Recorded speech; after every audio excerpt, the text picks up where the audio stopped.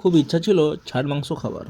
এই ছাড়ে কিন্তু ছাল আছে এবং মুরগির ঠ্যাংও আছে আর ডানা আরও অনেক কিছু থাকে, বাট ওগুলো হয়তো নেই, বাদ দাও। তো আমি মুড়ি খাচ্ছি আর অনু ভাত খাচ্ছে। কী গো, তোমাকে তো পুরো, তুমি তো পুরো বুড়ি হয়েছো। প্রচুর ঠান্ডা, ভীষণ ঠান্ডা পড়ছে। চাদর টাদর যেভাবে সেটে বুঝছো, ঠান্ডা পড়ছে বাবা। ওই বাবা, আমাকেও তো খুব ঠান্ডা লাগছে, কিন্তু খুব ঠান্ডা, সত্যিকারে খুব ঠান্ডা লাগছে।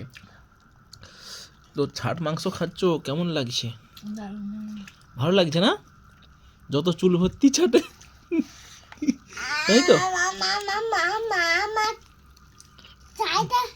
ভালো লাগছে, হেভি লাগছে, সুন্দর। আচ্ছা, সুন্দর ছেলে বলছে সুন্দর। অ্যাকচুয়ালি ছাটে এখন ওসব থাকে না, সব মেশিনে মুরগি ছাড়ানো হয়।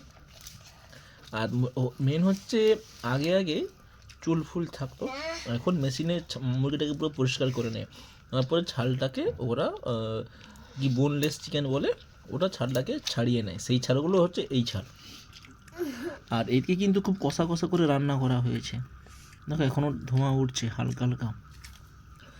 আর এমনি মাংস থেকে এই ছাট মাংস খাওয়ার মজাটাই আলাদা। বাট এটা কিন্তু মুড়ি দিয়ে খেতে খুব ভালো লাগবে, ভাতে অতটা নাও ভালো লাগতে পারে, কিন্তু মেন হচ্ছে মুড়ি দিয়ে। তো তোমার ভাতে কেমন লাগছে? ভালো লাগছে? ভাতেই ভালো। তোমার ভাতে ভালো? আমার কিন্তু মুড়িতে ভালো লাগে, কারণ তো ছোটোবেলায় একবার ছাড় এনেছিলাম পরিষ্কার করতে। তোমার ভাতে ভালো?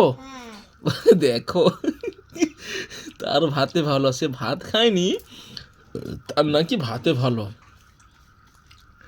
আচ্ছা, ভাতে ভালো তো খেয়ে নাও। তো গাইস বন্ধুরা, ছাট মাংস কিন্তু বেশ মুড়ি দিয়ে খুব খেতে ভালো লাগে।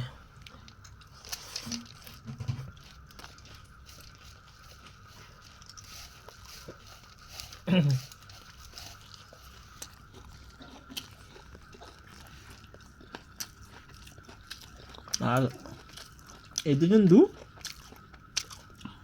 এই যে ধন্যবাদ দিয়েছে,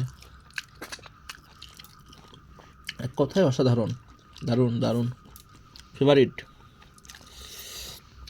একটু একটু ভালো করে যখন পরিষ্কার করে নিতে হবে, এতে হালকা হালকা দু একটা চুল থাকতে পারে, আর তেমন কিছু না। এগুলো পরিষ্কার করে নিলে ছাড় মাংস সুপার। বাবা, তুমি ছাল খাবো তো? আমার ছেলে শুধু ছাল খাচ্ছে। ধরো, কাটো। গরম গরম লাগছে তো।